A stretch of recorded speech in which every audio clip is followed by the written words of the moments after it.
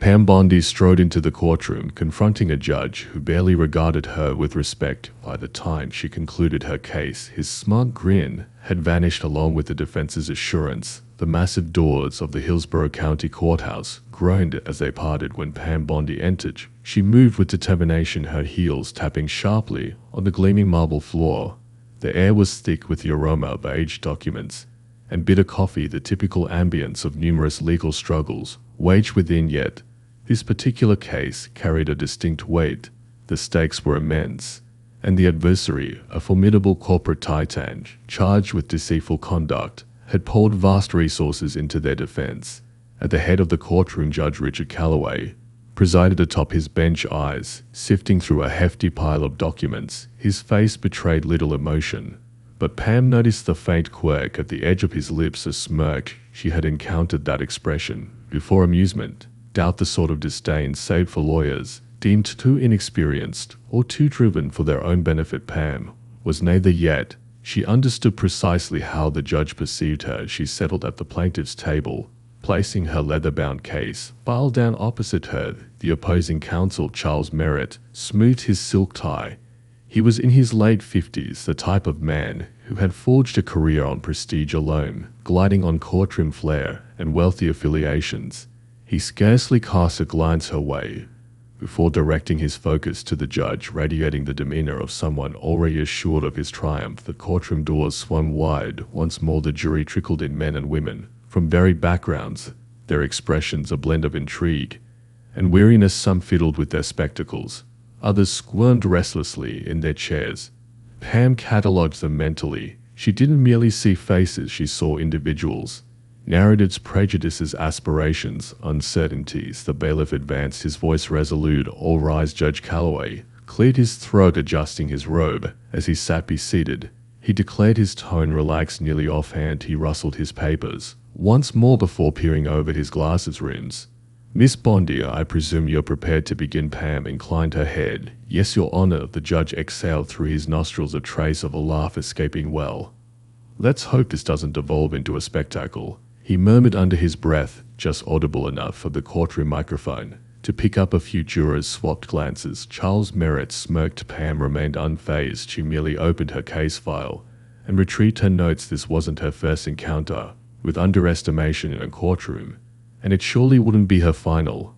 But this occasion would stand apart. The judge had no inkling of what lay ahead. Pam rose, her voice firm as she spoke to the court. Your Honor, today's case transcends mere legal details. It's about responsibility. Judge Calloway raised a hand, halting her before she could continue. His look hovered between amusement and irritation, as though he'd already mapped out the hearing's course.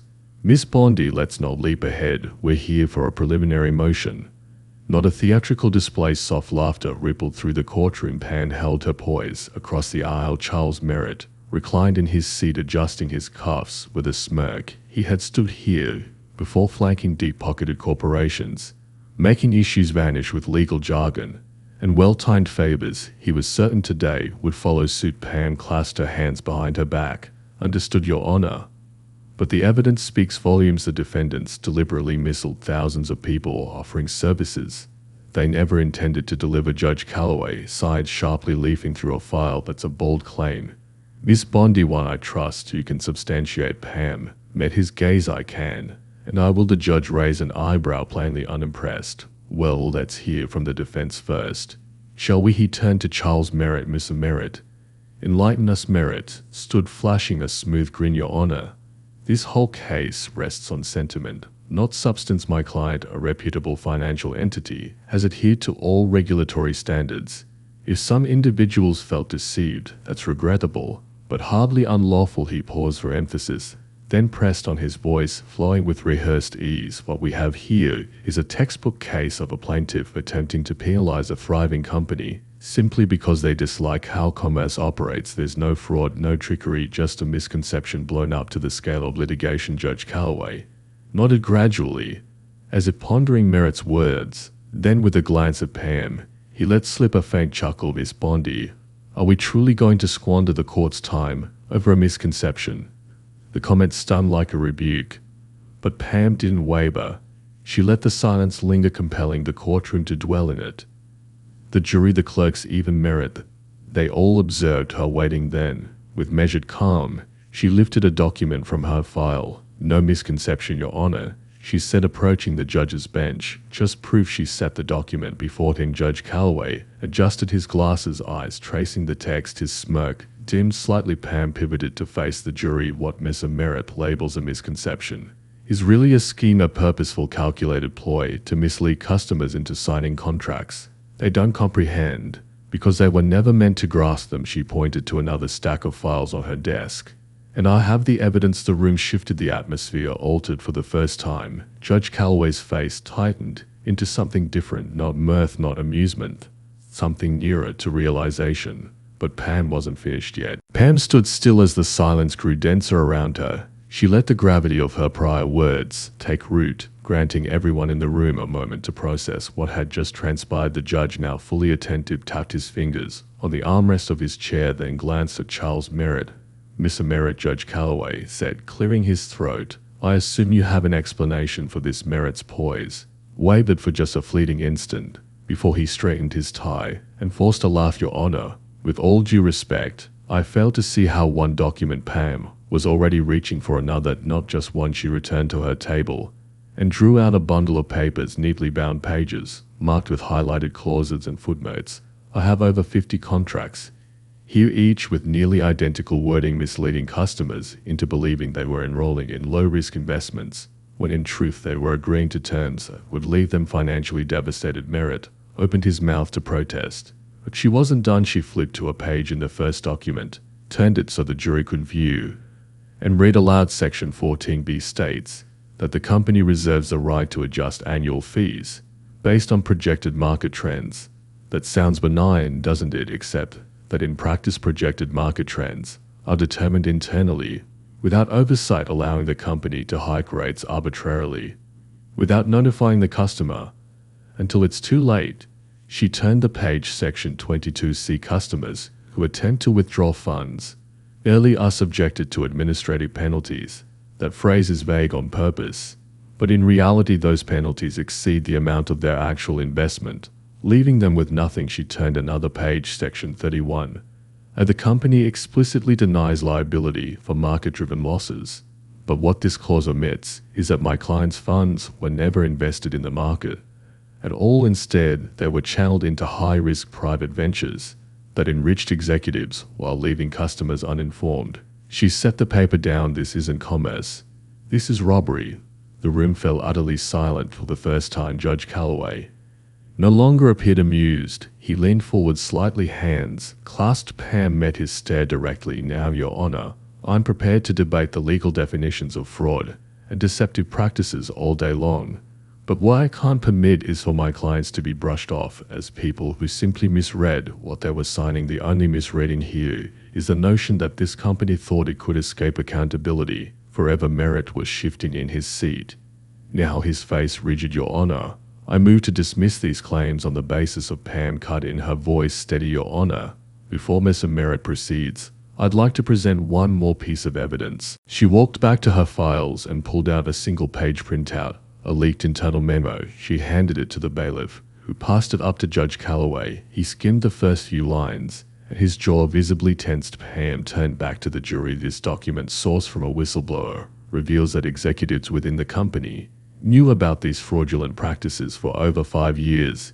It explicitly directs employees to, and I quote, delay disclosures for as long as legally possible." Pam paused, scanning the jury's expressions, disgust, shock, even anger. She turned to Judge Calloway, her voice unwavering. "Your Honor, this isn't a misunderstanding. This is a company that knew exactly what it was doing and expected the legal system to shield them." The judge exhaled through his nose, eyes locked on the memo. His previous smirk was long gone, but Pam wasn't finished yet. A heavy silence stretched across the room, thick with the weight of what had just been revealed. The judge's eyes lingered on the memo, his fingers tightening around the paper, as if holding on to something he hadn't expected to confront. Charles Merritt, for the first time that morning, looked truly unsettled. His usual composure, the smug confidence, the effortless deflections had cracked.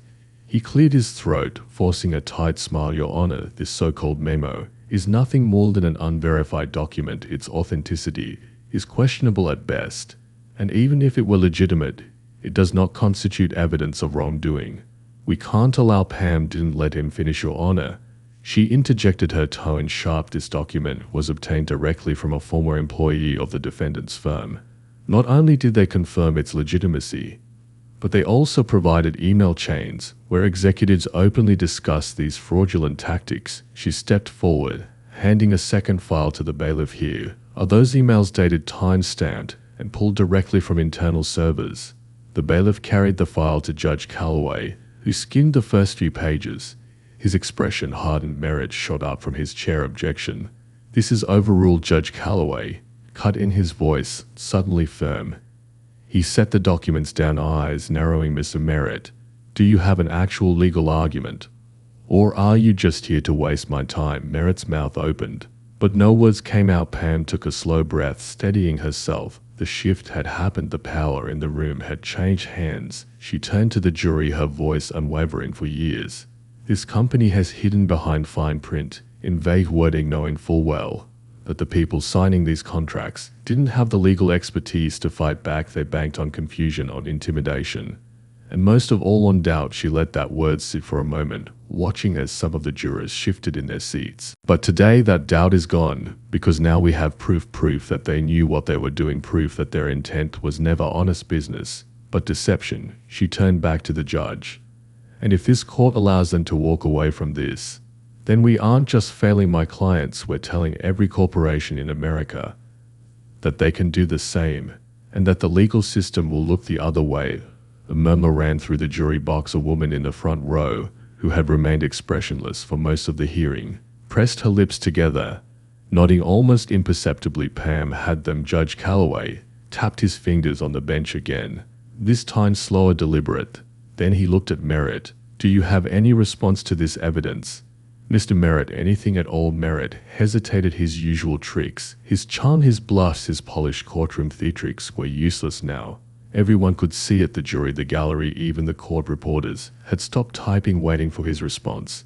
He swallowed, adjusted his tie. Finally, he sat back down. No, Your Honor, he muttered. Judge Calloway leaned back in his chair, studying him for a moment before shifting his attention to Pam. His expression wasn't quite admiration, but it was something close. Proceed, Miss Bondi. The courtroom wasn't laughing anymore. Pam took a measured breath, steadying herself as the judge's words echoed in the silent courtroom. Proceed, Miss Bondi. She had spent years in courtrooms like this, facing off against men like Charles Merritt, judges like Calloway, corporations that thought their money could buy them immunity. But right now, in this moment, she wasn't just another attorney making her case. She was the only person in the room who had full control over the narrative, and she wasn't about to waste it. She turned to the jury, her gaze steady. What happens next is up to the court. But before you make up your minds, I want you to understand what's really at stake here. She gestured toward the back of the room, where several of her clients sat, ordinary people, most of them older, some with worried expressions, others gripping their hands together tightly in their laps. She walked toward the jury box, her voice calm but firm. These are not just numbers on a spreadsheet. They are retirees who lost their life savings, parents who took second jobs just to keep their homes, small business owners who trusted a system that was designed to work against them. Pam stopped in front of the jury, lowering her voice just enough that they had to lean in to hear. The company's executives sat in boardrooms, drinking expensive coffee, deciding how far they could push people before they fought back. They counted on silence, they counted on fear, they counted on lawyers like Charles Merritt, convincing courts like this one that fraud is just business as usual. She turned, meeting Merritt's glare for the briefest second, before addressing the judge again. Your Honor, the defense would have you believe this is a misunderstanding, that my client simply didn't read the fine print. But the truth is, the fine print was written to trap them. It was a cage disguised as a contract. At the moment they signed, the door slammed shut. Pam stepped back toward the plaintiff's table, pausing just long enough for the weight of the words to settle over the room. Then she placed her hands on the table and looked directly at Judge Calloway. The only question now is whether this court is willing to let them get away with it. Silence, absolute unshakable silence. For the first time, Calloway didn't reach for his gavel. He didn't crack another joke. He didn't smirk. He just sat there staring at the documents in front of him. As if he was seeing them for the first time, the jury wasn't moving either. Some looked down at the contracts in front of them, others glanced toward Pam's clients, their faces shifting from skepticism to something else, anger. Maybe a sense of duty. Pam exhaled quietly. She had done what she came here to do then. Judge Calloway spoke. Mr. Merritt, he said, his voice noticeably heavier than before. After reviewing this evidence, I see no grounds for dismissal. Merritt's face stiffened. Your Honor. Either judge raised a hand. No, his voice was firmer now. Your client will answer these claims in full trial. He turned to Pam. Miss Bondi, your motion to proceed is granted. Pam didn't smile, didn't gloat. She simply nodded. Thank you, Your Honor. But Charles Merritt knew. So did the jury, so did the gallery. Pam Bondi had just won the battle before the war had even begun. Judge Calloway sat back in his chair, rubbing his chin, as if absorbing the weight of his own ruling. His smirk from earlier had completely vanished, replaced by something heavier, something reluctant. A judge who had walked into this hearing expecting an open and shut case now found himself staring at the very real possibility that he had misjudged everything. Pam Bondi remained standing, her presence unwavering. She wasn't here for approval. She wasn't here to bask in the moment. She had done what she set out to do, force the court to take this case seriously. Charles Merritt, on the other hand, had gone pale. His fingers gripped the edges of his legal pad, knuckles white. But he knew there was nothing left to say, no more loopholes to slip through, no more legal maneuvers to bury the truth under paperwork. Judge Calloway let out a slow breath, then turned toward the court reporter.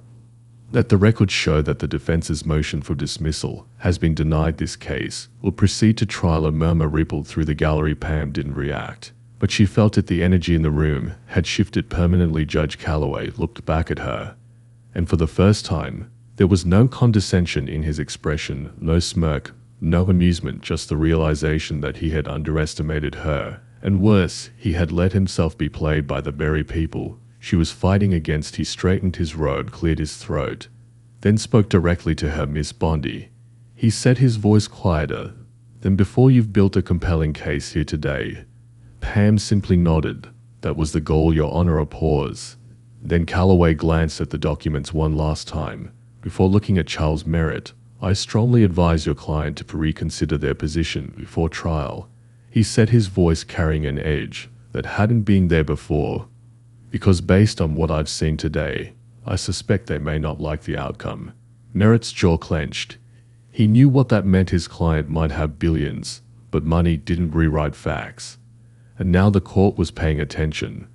Pam turned to gather her files, her movements measured, professional. She had no reason to celebrate yet. This was only the beginning. But as she glanced up, she caught something unexpected. The judge gave her a small nod, not an apology, not an admission, but a nod of respect. Pam had forced a system that often favored the powerful to acknowledge that today it had met its match. Pam Bondi walked out of the courtroom with the same steady stride she had entered, which she didn't rush, didn't look back. She had done her job. And now it was up to the system to do its part. Outside, the air was thick with the chatter of reporters, eager to pounce. A few cameras flashed as journalists shoved microphones in her direction. Miss Bondi, how do you feel about today's ruling? What's your next move? Do you believe the company will settle before trial? Pam didn't slow her pace. This wasn't a moment for press conferences or sound bites. Instead, she turned to where her clients stood at the courthouse steps, men and women who had been ignored, dismissed, and taken advantage of for far too long. A woman in her 60s, wearing a faded blue cardigan, stepped forward hesitantly. Her voice was quiet, but firm. Does this mean we have a chance? We will. Pam met her gaze, and for the first time that day allowed herself a small smile. Yes, she said simply, you do. The woman pressed a hand to her mouth, her eyes glistening with relief. A few others murmured their thanks. Some just nodded, too overwhelmed to speak. Pam didn't need applause. She didn't need recognition. This was why she did what she did, to give people back what had been stolen from them. Behind her, Charles Merritt emerged from the courthouse, his usual confidence replaced by something colder. He avoided her gaze, pulling out his phone. As he stalked toward a Blacktown car, Pam knew exactly what was happening. His clients were already calling, already panicking, already preparing for damage control. Good Judge Calloway's ruling didn't guarantee victory, but it sent a message. People were watching now. The powerful weren't invincible. and no amount of legal trickery could erase the truth forever. Pam turned back to her clients. This isn't over, she told them, not yet, but today you made them listen. And that's where real change starts. The woman in the cardigan nodded, gripping Pam's hand briefly. Before stepping back into the crowd, Pam took one last look at the courthouse, then exhaled, already thinking of the work ahead. Justice wasn't about winning one battle. It was about never letting the fight be forgotten. And that was a battle Pam Bondi had no intention of losing. If you believe that truth should always have a voice, subscribe to the channel for more stories that challenge the powerful and fight for justice. Because the only way to lose a battle is to never fight it at all.